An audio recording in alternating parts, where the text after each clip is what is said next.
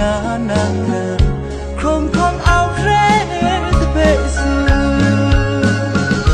lối nên mặt ra tập thu càng chăm lo kiam tháp lần na áo thong đá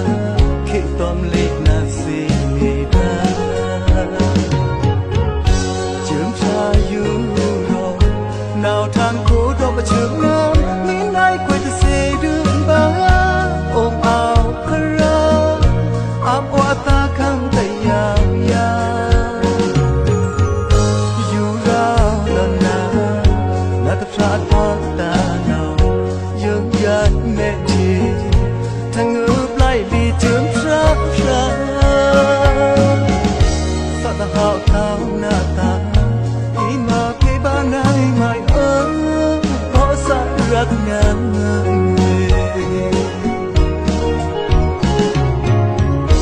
ra ra ao nan dia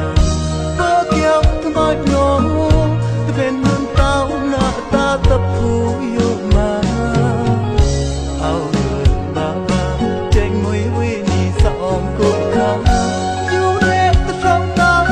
áo tha để mong mong tha kia áo tha kia mong mong tha để hoa ám ra xa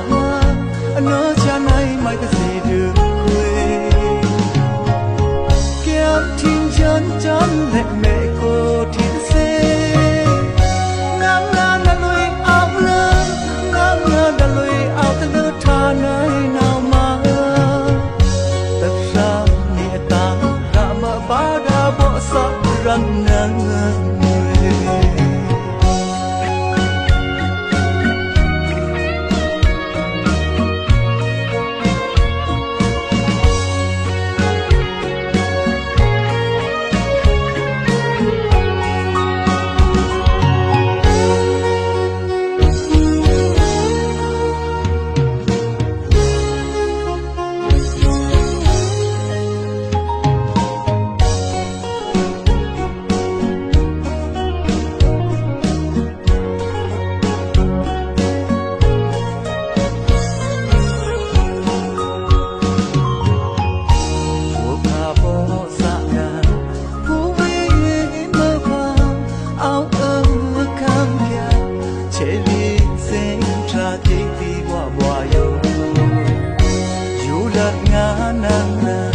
không con áo rê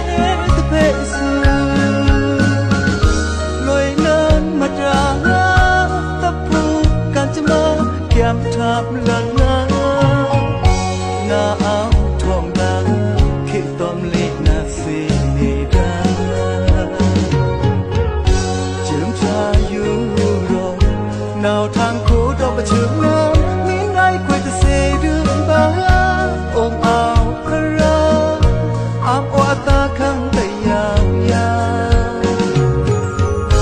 yu rao lần na tập sát qua ta nào dương dắt mẹ chi thằng ngược lại vì chớm sắp